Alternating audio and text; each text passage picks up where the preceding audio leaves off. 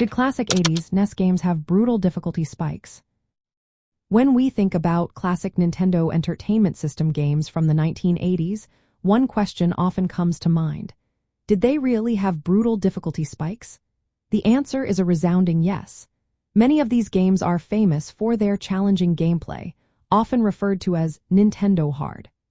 This term describes how certain points in these games would suddenly become much tougher, pushing players to their limits.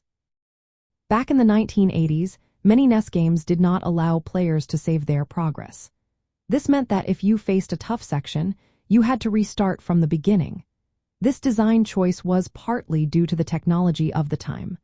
Battery-backed save systems were still new, and developers often aimed to extend gameplay by making players master levels through repetition. For instance, in Super Mario Bros. 3, players had to navigate through 8 large worlds without a save feature, making it a true test of skill and patience. Many NES titles featured fast and aggressive enemies. Games like Contra and Teenage Mutant Ninja Turtles are well known for their chaotic enemy placements and tight time limits. Players often faced instant death from drowning or traps, leading to those infamous spikes in difficulty. Ninja Gaiden is another classic that introduced aggressive enemy spawns, making certain stages feel nearly impossible. The Nintendo Hard label also highlights how some games required players to learn precise patterns and timing. This meant that some difficulty spikes felt unfair, especially when enemy behavior was random or level layouts were confusing.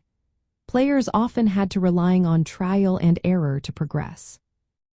From a nostalgic viewpoint, these brutal difficulty spikes are remembered fondly.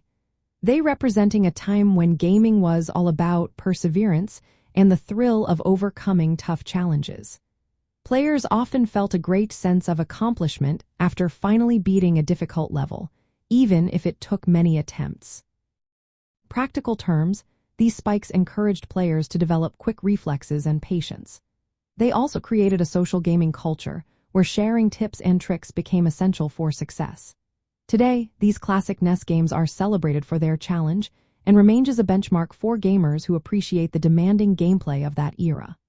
So, yes, classic 1980s NES games definitely had brutal difficulty spikes, and they are a big part of what makes them memorable.